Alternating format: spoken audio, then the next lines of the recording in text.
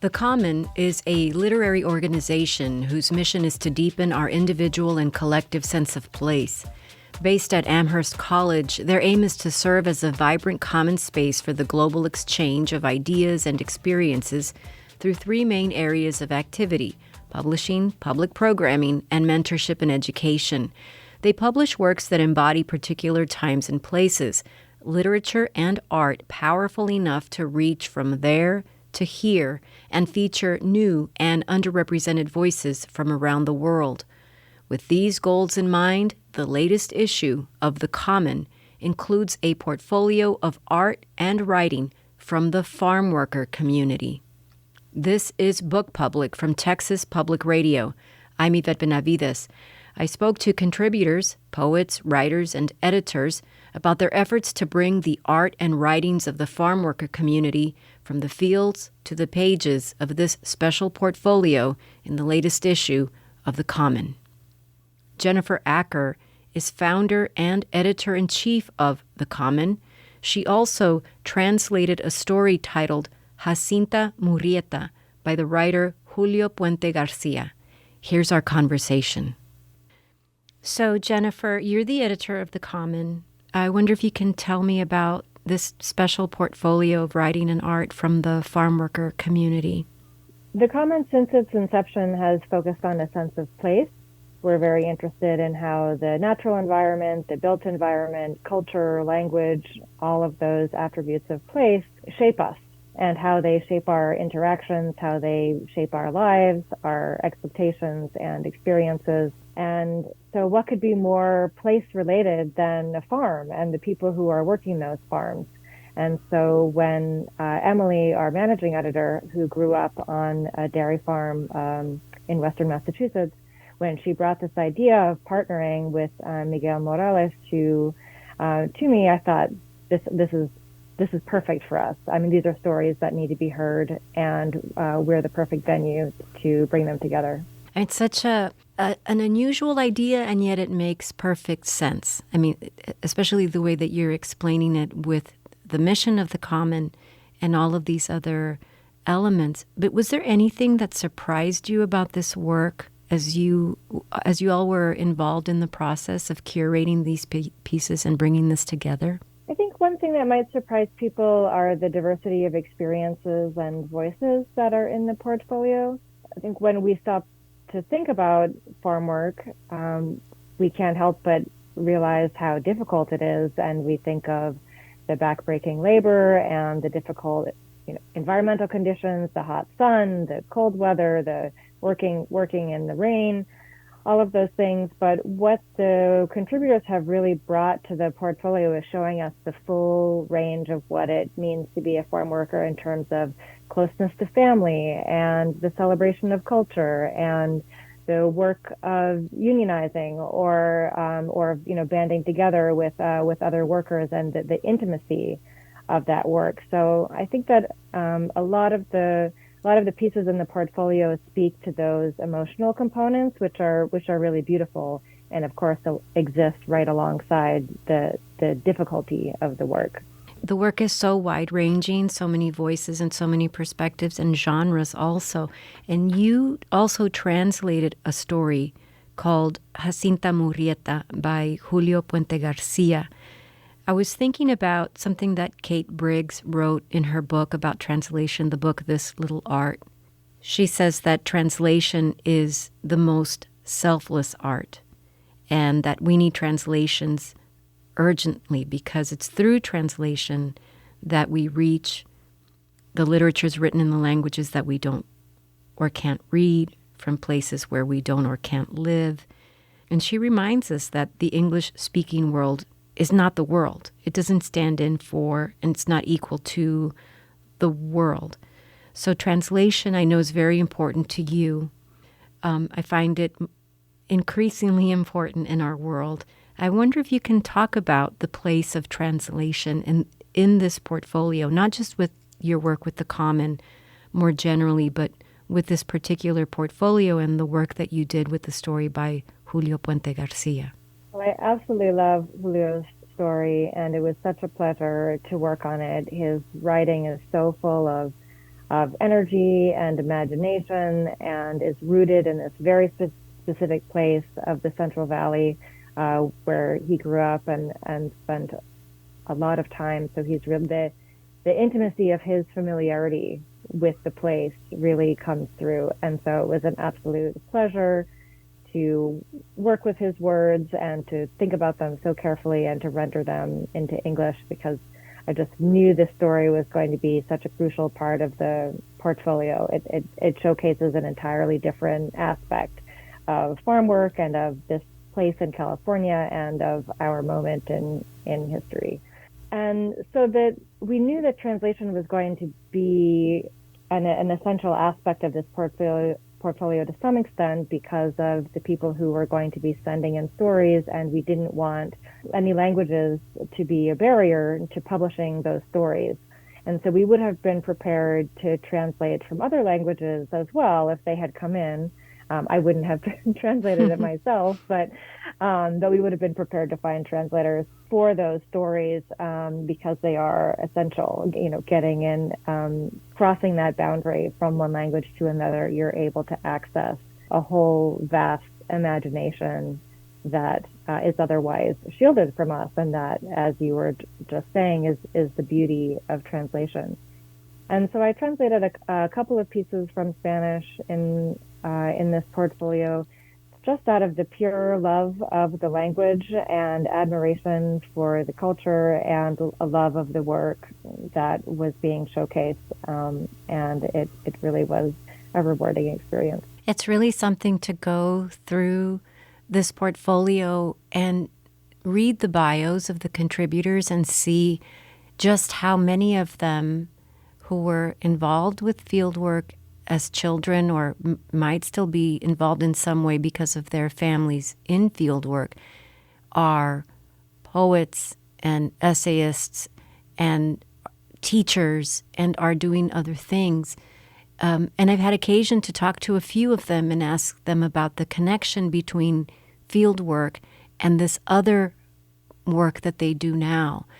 And it's so interesting to think about the ways that the idea of being a field worker is still such a huge part of their identity, and the way that they think about themselves and what they bring to all of the other work that they do. Have you found the same thing from working with so many of them? I have, and it's been fascinating to hear their stories from their youth, from working with their families. Sometimes they were working in the fields as children. Sometimes it was a little older. In some cases, they were more hearing the stories of their grandparents or their parents or tios and tias who were working in the fields. And the way that it is a part of their identity still is quite striking. And I love hearing how they continue to carry those experiences with them, even though, of course, they were not all positive experiences. But the way they have assimilated the complexity of their experiences and brought them to these deeply imaginative and creative and beautifully written works, as an editor, is such a joy. Jennifer Acker, thank you so much for talking to me today. I really appreciate it. Thank you for having me. What a pleasure. That was Jennifer Acker, editor-in-chief of The Common. She translated Jacinta Murrieta, a story by Julio Puente Garcia, in the latest issue of The Common. Gabriela Spears Rico, Poetry on Borrowed Time. This is a poem I wrote about my time in my childhood growing up in migrant farm worker camps, during which I experienced beautiful communal living spaces. And also I got used to a very routinized day with migrant farm workers who were community members, and also my mother being part of that community, and also the intimate communal living experience, which doesn't necessarily leave a lot of space for the individual because everything is so communal. It's a very beautiful way to grow up, but also I was aching as a young child After I gained literacy, access to learning how to read and write, was aching for a space for myself. And I carved out that space through poetry as I started journaling and writing at about age 7 and 8. So that's what this poem is about. I've always written my poems on borrowed paper and borrowed time. In the camps, as a child, journaling, by the fire, by whatever light I could find. What do you want for your birthday? My mother asked, knowing she didn't have a dime. Notebooks, ama, paper, and a pen, so I could steal the minutes from the clock at the end of the workday to write to her in verses how my day went in a borrowed country with borrowed ink on borrowed paper with borrowed time. Farm worker living is communal, todos en joda. Everybody commits to forging space for everybody to stay alive. Counting the minutes, making the minutes count, moving all the time. We worked together, cooked together, ate together, slept together. My siblings' limbs and toasty bodies, always extensions of mine. There is beauty in communal living, yet there wasn't space for me to be with me. As a child, you are expected to contribute. Nobody sits idle here. Yet I would sneak away to compose verses on the comforting shelter of my ama's bandana, the deceptive strength of the apple trees my tios picked clean, the geometric shapes and otherworldly taste of strawberries, the slimy gunk that became jam when fruit rotted into caneria at the summer's halt. Writing was the way I made time be mine. My grandfather knew the needs of every crop and every season, but now not how to string words together on paper to defend himself when patrones stole his bracero wages. In encomiendas on haciendas, in the fields, the right to read was denied. But there I was, a 7-year-old poet, defying poverty. When my chola friends dared me to steal, I shoplifted a journal with a lock. My mother threatened to burn my hands. I cried and begged. I only wanted to write in a space where nobody could open the pages. Ama, punish me, take my food, deny me water, make me sleep away from the warmth of our family, but don't burn my hands because then I'll never write again. I was always an untrained tongue, an uninsured grad student, an unrecognized voice. I stole to write. I carved out time with borrowed ink on borrowed paper with borrowed time. I'm still the clandestine poet, a working mother who stays up past bedtime. But I don't want to be a thieving wordsmith anymore. As long as my poetry is a community's documentation, an archival and historical declaration, a wholly sanctified act of self-preservation, I no longer want to be the one writing on borrowed paper with borrowed ink, on the margins, illegally inscribing my community's humanity, struggling to be legible, seen in a borrowed country. That was Gabriela Spears Rico with her poem, Poetry on Borrowed Time. Miguel M. Morales is a contributor to this special portfolio of farm worker writing in the latest issue of The Common. Here's our conversation. So, can you tell me about this portfolio that's found in this latest issue of The Common? Where did this idea come from? I grew up working as a farm worker there in Plainview, Texas, in Amarillo, up in the Panhandle area. And writing is always something I could do, but I never really knew my place. And when I kind of made the decision that I really want to explore writing, I was looking for other people who came from kind of that farm worker experience, and I just couldn't find anybody. So I thought, and I'd go to writing conferences, and I'd think, oh, I wish somebody would do a panel or something, and nobody ever did. And then I'm like, okay, I guess I'll do it. I know a couple of writers who are farm workers, and we'll just see what happens.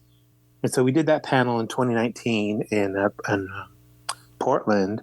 And then Emily, who's with The Common, was in the audience. And as soon as it was over, she said, hey, I have this really great idea. this was a really good panel. Maybe we could just publish some of the pieces in the journal. What do you think? I'm like, yeah, let's do it. So that was 2019, and then the pandemic came, and we weren't really sure what was going to happen. and then like in 2022, we started talking about it again, and I thought, okay, let's if we're going to do this, then let's put out a call for people. I don't want to just be people that I know. I don't want to just select my friends, but I did invite my friends. But I wanted a mix of people who maybe had never written anything before, or people who are like established writers who also are farm workers but had never written about farm work before. So I wanted to get a good mix of people. So we did a call for submissions, and I think it was like 6 months that we left it open. It was a really long time. And we just started working on the putting it together. But it kind of just came from me needing to connect with other farm workers about writing and how do we navigate that. And I just didn't find what I needed, so I needed to create that community. And it's such a wide-ranging community, it seems like, and writers writing in all genres. It's really kind of fascinating to me, this kind of connection between folks who were farm workers or have family members who are farm workers, who become writers, who are telling these stories, and also teaching writing. It's just been fascinating to see that connection. What are the main things that you can recall about your time as a farm worker? And maybe even, what do you think being a farm worker taught you about being a poet, being a writer? Yeah, I mean, I will agree with you that this collection has pulled so many diverse people within the farm worker community that I had never really thought about that before. My experience as farm working has been, I was a child. So that was kind of how to figure out, like, I'm 8 years old, but I still have a job. So that was kind of weird. But the farm work I did was like working in the soybean fields and the corn fields. So we weren't harvesting fruit or anything like that. So then I meet other people who did farm work, but they were harvesters and they picked apples and, oranges and all that kind of stuff. And then so I started questioning, like, well, what is a farm worker? And then there's people who they grow the Christmas trees and they shape them. Well, they're farm workers too. And then people work on dairy farms and meat packing plants. I consider them farm workers because we're all there helping to get food to the table. So I count those as being farm workers. And so I just thought, wow, this is a really diverse group of people, and we're all connected. If you read the issue, there's like a theme that goes all the way through, which is about community and love and family, which everybody can identify, which is one of the reasons I hope that people read this who aren't from the farm worker community can realize that we're not just people that you see in a field as you drive by. We have inner lives and complications. I think one of the things I talk about all the time is that farm work is hard and it's difficult and it just drains you of all your energy, and it's unsustainable for a person to put out that much energy all the time. It'll deplete you. But farm work also gives back. It teaches you there's gifts from the fields. It teaches you patience, and it teaches you how to deal with solitude and persistence and a work ethic that you will never have learned otherwise. When you're there in the hot summer sun and it's like 114 and your arms are covered and your leg, you're like covered so you don't get burned by the sun, you learn how to deal with heat and with difficult situations. And you can't like freak out because then everybody else will start panicking around you that, it's too hot. So you just got to be persistent and pace yourself. You can't, use all your energy at the beginning of the day. You can't save it till the end of the day because then, you work slow. So it has to be consistent pace. And so that's what you kind of learn when difficult times come along. It's like, okay, I'm not going to freak out. I'll freak out for like a minute.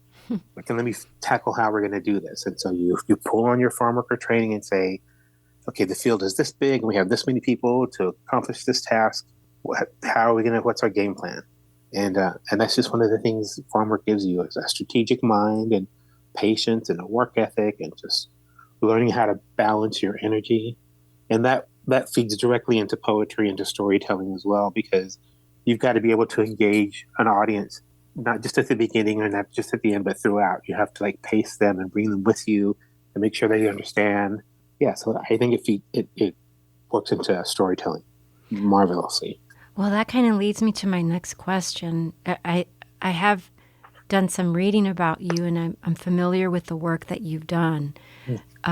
What do you think is the place of the poet in shining a light on marginalized people or shining a light on particular events that occur or situations that afflict specifically marginalized people? This seems like something that is very important to you.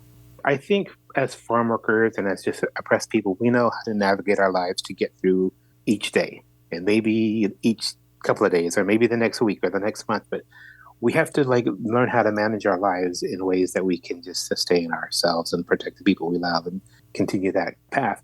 But then there's things that happen that can derail you, or there's a car accident, or somebody gets hurt, or there's just all kinds of things in immigration. All kinds of things can just disrupt your day and your life and your year.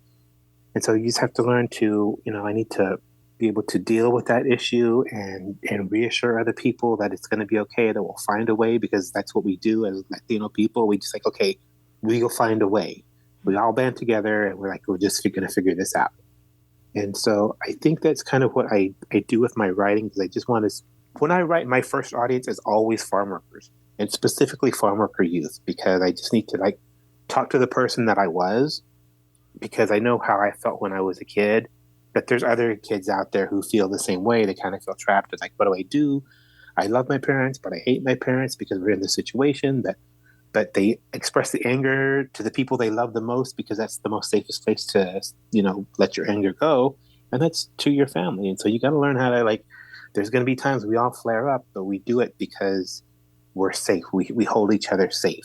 So that's what I think is really important about this work. And I think the themes about marginalized people, it's just, we have to protect each other, whether it's the queer community or the trans community or Latinos or undocumented or farm workers. It's all just the intersectional community that I belong to. I just always have to think, I need to make a connection. I need to bring all these people together so that they know we're all in this struggle, and that we all, there's no use in fighting, because there's always somebody other in our family. My belief is that whatever you don't like, it's going to end up in your family. So you just better learn to embrace it, because those are going to be the people that you love. And then the animosity that you felt towards these other people, they're going to become your grandchildren or your spouse or your son or your daughter. And then you don't want people talking bad or treating them badly. So don't do it yourself, right? Don't do that. So so the writing projects I try and take on speak to marginalized people, specifically anthologies, because I don't want it just to be my voice. Here's the thing I'm telling. I want my voice to be added to a bunch of other voices, because diversity in voice always just adds layers to things that not even one person could say. We're all saying it together. And so I just am fascinated by all the pieces that are in this portfolio and all the other projects that I've worked on.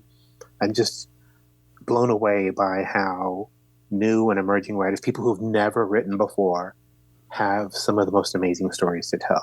It's beautiful. Miguel M. Morales, thank you so much for talking to me today. I so appreciate it. Thank you. Well, thank you for giving me this opportunity to talk about, farm work and the lives and the love and the respect that I have for farm workers, especially farm worker women. The crew I worked with was my sisters and my mom and my cousins, and they were all women. And I just there's no one that works harder than farm worker women. And I'll fight you on that. That's just, I believe that the most. So this is also a tribute to farm worker women as well. Thank you for saying that. I really appreciate that. Well, thank you. That was Miguel M. Morales, an editor for the portfolio of farm worker writing in the latest issue of The Common. Hi, my name's Gabriela Lemons, and I will be reading one of my poems in the collection. It's entitled Flying. Our truck gathers speed as we approach the hills of El Valle, and for a few seconds I am in flight. We accelerate, embark the horizon's next hill. We brake, drive past Algodón, pull to the side of the road. Terremotos on perfectly spaced rows. I follow. My father plucks a bowl, exposes white fibers in my palm. Where clothes comes from, he says. Fertile is my father's land. The second poem I'm sharing with you today is called Retoño. Retoño is a poem of duality. I was born and raised a stone's throws away from the Rio Grande River in South Texas. And to me, I use the word, the phrase here, el otro lado. There's a duality when it comes to this phrase. It signifies both life and death. In other words, life as in the people coming illegally to the United States and crossing the Rio Grande River, and as in a new life. El otro lado means the other side, north of Mexico. But in the poem, it also means el otro lado as in death, the arrival of death. Retoño. Sugarcane fields whisper to those who reach el otro lado. Descansa aquí amongst víboras y machetes. Descansa aquí abajo de luna conjurada. Dawn. The harvest begins. Sanctuaries ablaze. But a body can only hold so much water. Fuego cannot be extinguished by fear or flight. Fear's north winds unfurled. Dios mío. Plumaje rodea, ceniza retosa. They are difficult to distinguish from afar. A whisper resumes. Descansa aquí, amongst víboras y machetes. Descansa aquí. You have reached el otro lado. That was Gabriela Ibarra Lemons. She read her poems, Flying and Retoño. Nora Rodriguez Camagna grew up in the California migrant labor camps, Texas, and Mexico, and graduated from the University of California, Berkeley.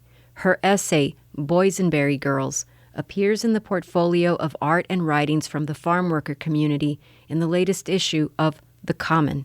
Here's our conversation.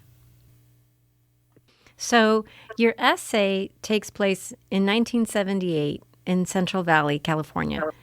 Your words evoke that time of, like, Tiger Beat cover idols and, coveting polo shirts and Connie clogs and, like, these very specific fashion items.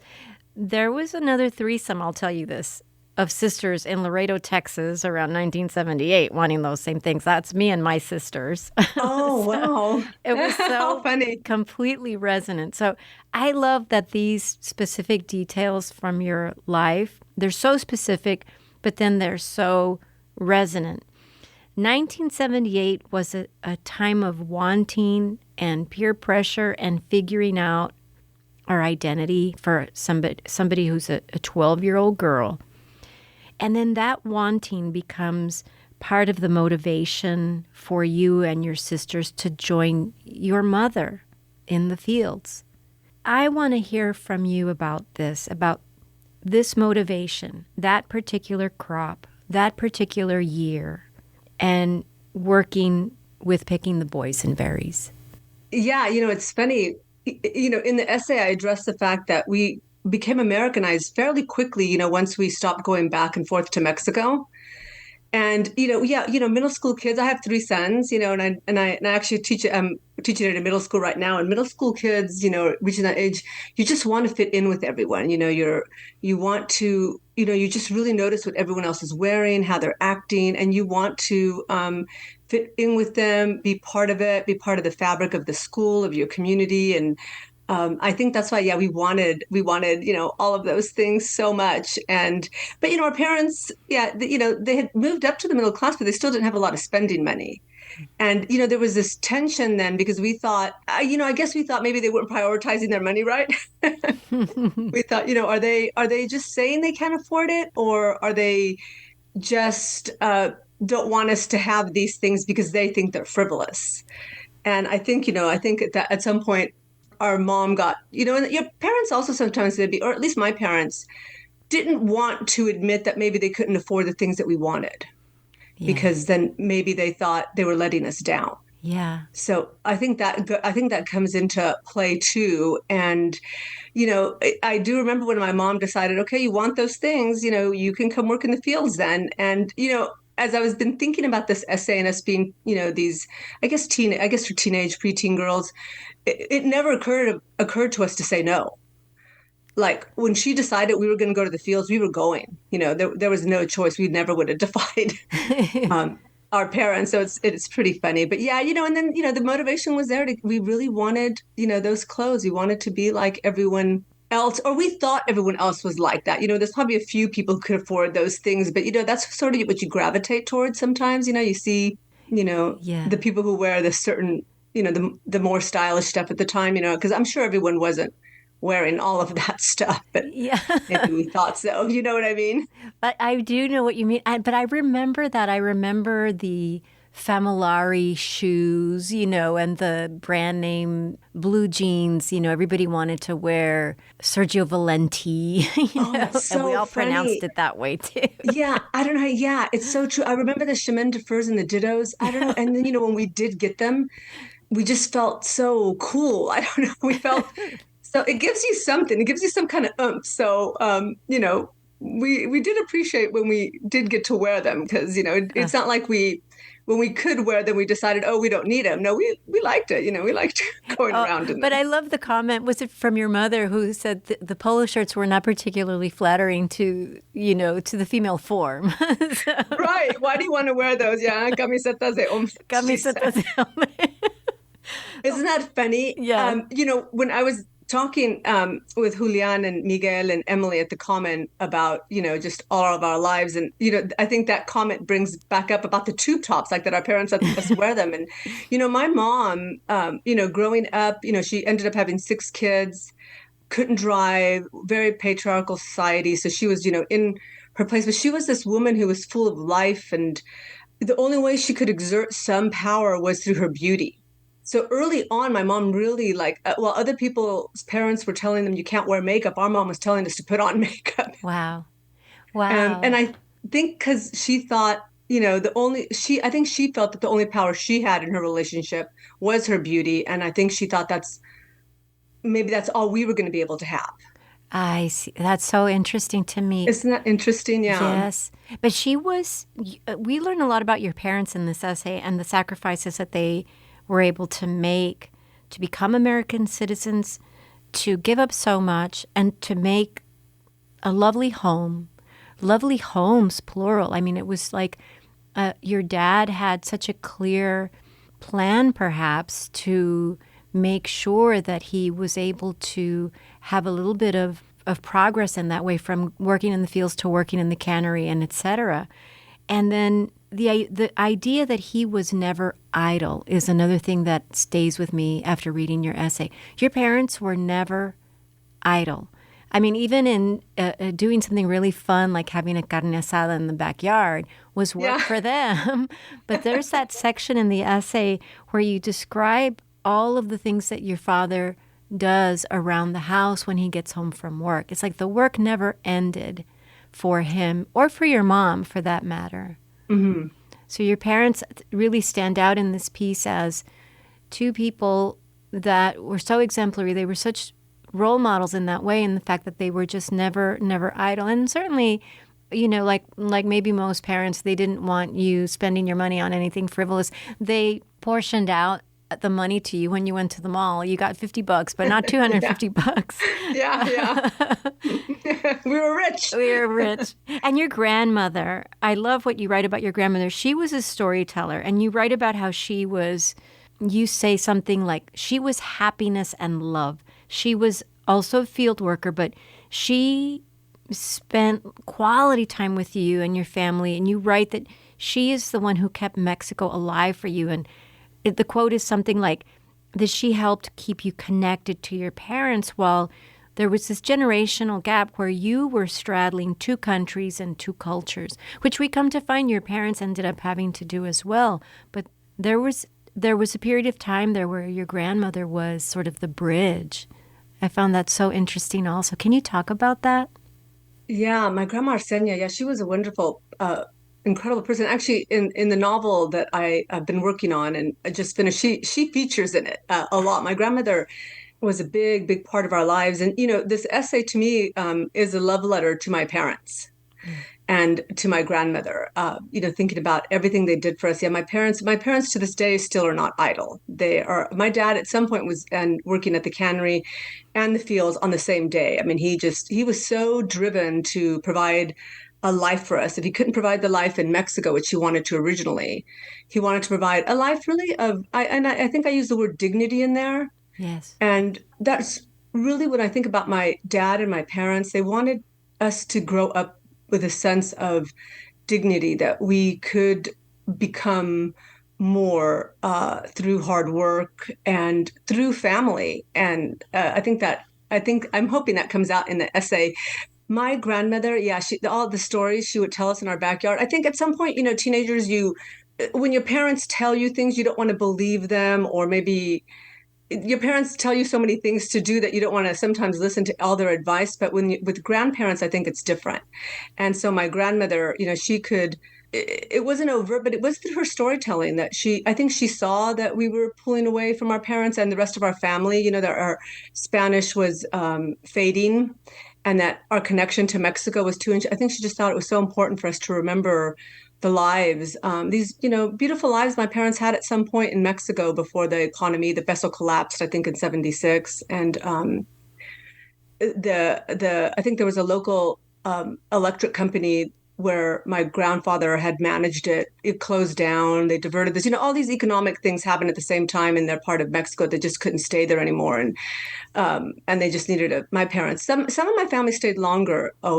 In Mexico, still trying to make it work. But my mom actually is the one who really pushed my dad to stay here because she thought women had more opportunity in the United States.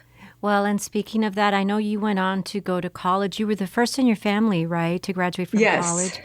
That must have meant so much to your parents and to your family and to you. I won't say more about the essay. I want everybody to read this issue of The Common. It's a gorgeous, poignant, powerful story that I want everybody to seek out and read. But just for right now, can you tell me what you learned in those years of being a field worker that connects you to being a writer, working as a teacher of writing even? Mm-hmm. So you can interpret that question any way you choose, but what did you learn from that life that now connects you to this life of being a writer and a teacher of writing? Yeah, that's a great question. As a writer, you think a lot about setting, where you set people and how they react to that setting. And I feel like because we did grow up in the migrant camps, and I was aware that my parents and my family were going off into the fields while we were in the schools. But when we did move in elementary school, we moved to, that one of our, the first house my dad bought for $5,000, if you can believe it or not, in our little farm town back then. And then, going just now becoming more Americanized, being in the schools, we began to lose some. We became in a very Americanized setting to go back to the fields. So we were a certain kind of people or kids, I guess you could say, but going back to the fields, now we have a whole different setting where it's hot and it's so hard and you can't control your own time. You can't decide when you're going to have lunch. You have to wait for that break. It really makes you look into yourself and say, wow, I can do this, but it doesn't feel good to not be able to control when I can do something or technically at one pace to work, and how little amount of money you're getting from the work that you are putting in. And then to be around the other workers there, in particular that moment when the migra comes, and to see these kids who were just like us, I mean, like middle school kids that I see, but all for a piece of paper, they're now running in fear, like, fugitives, which they shouldn't have had to do. Yeah. And it, as a young kid seeing that and witnessing it, I think it gives you this belief as you get older. And I guess to me as a writer, to really appreciate that I don't live in fear, and that I can try anything. And when I write, I can create the worlds I want to write. and they'll be my worlds. And, it's up to me to write them. No one else can control that part of my life. And so I do think that's what we got out of working in the fields, understanding the power we have to live without fear and to control our own lives. And when I do teach at a lot of predominantly Latino students, school districts, and I love doing it because the kids don't see a lot of Latina writers coming in to teach and have similar stories. And it does give them this freedom when I share that my parents were migrant field workers and I worked in the fields. It makes them feel like, wow, okay, then my dad's a janitor. They're still on they work at a cannery in Sacramento. They just feel like this connection, more like someone who understands them, and they don't feel. I remember at some point I felt a little bit growing up, a little bit like ashamed. I didn't want people to know that maybe my dad wasn't owned a business or was a lawyer or doctor. You get through those moments in life, and I think if I would have had people in the schools who had come from a similar background with me, I would have been. I feel bad that at some point I did feel like, oh, I don't want to say what my parents do, but you're young and you want to be like everyone else, I guess. Yeah, of course. What do your parents think about your writing life? Oh, it's interesting. They don't know a lot about it. And since this is, I can't wait. I'm going to translate this to Spanish for them, Wow. Boysenberry Girls, because I want them to read it. My parents, they weren't big readers. So sometimes they think, okay, what is she doing? So to be very honest with you, I think they were, one of my sisters owns a pension and profit sharing company. She's owned for a while. My parents are very like, concrete, like they think concrete work that makes you money. So I think they have a hard time understanding. They've always known that about me. I was really the only one in my family who loved to read, and they had a hard time understanding. And to be honest with you, I had a hard time when I went away to college. They didn't understand. To them, being successful meant, working 2 or 3 jobs, work. Yeah. They didn't understand that in the United States, your path to success, they do now. Mm-hmm. A big path. Not everyone has different paths, but it is a college education. So, initially they weren't happy that I was going, and partly because they knew I was going to be living in a dorm with boys. And so they were hesitant, but then as they took me to the orientation and different things, they began to understand that it was important. And I would tell them, to me, it wasn't about making money with a job. To me, it was about, I wanted to learn about the world. And I think, I think now that they know me more and they see what I've been doing, they do it. Now they get it so many years later. Well, I love this idea that you can learn about the world when you go to school. But I feel like these students that you teach now, these students that you work with now, that part of their learning about the world is to be able to read an essay like Boysenberry Girls. And that's learning about the world, too. Yeah, I think so, too. Thank you. Nora Rodriguez Camagna is the author of the essay Boysenberry Girls, found in the latest issue of The Common. Hi, this is Jose Antonio Rodriguez. My poem is called Immense, and it's inspired by my relationship to my father, who was a farm worker. He had his own I guess it's called subsistence farming in Mexico. And then when we came over, he worked for corporate farms. And I had a little bit of experience with migrant working as a migrant worker when I was a very young child, mostly witnessing my parents and my older siblings work. And anyway, here's the poem. The wish is always that we'd walk in, give each other bear hugs, tight and unencumbered, nothing of my body shameful, that he'd cradle my face in his palms and smile wide in awe of who I've become, that I'd go to him twice a year to help me unknot something of my heart when it broke. But my father never could be that.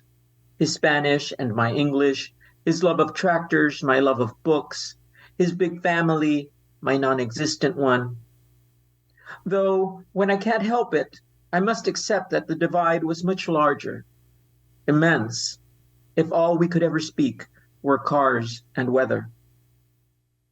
I buried him years ago in a grave I've yet to visit, though in my dreams I walk to it, in silence, undress, curl in the grass, the headstone my pillow, and ask him how to extinguish this wish that won't die.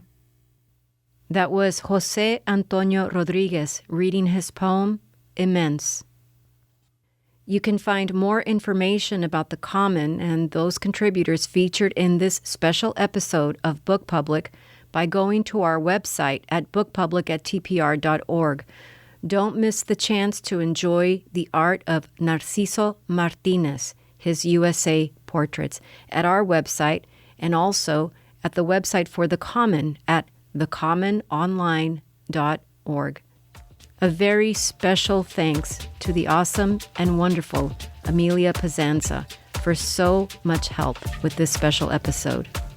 This has been Book Public from Texas Public Radio. Write to us at bookpublic@tpr.org. Jacob Rosati composed our theme music. Dan Katz is Texas Public Radio's news director. I'm Yvette Benavides.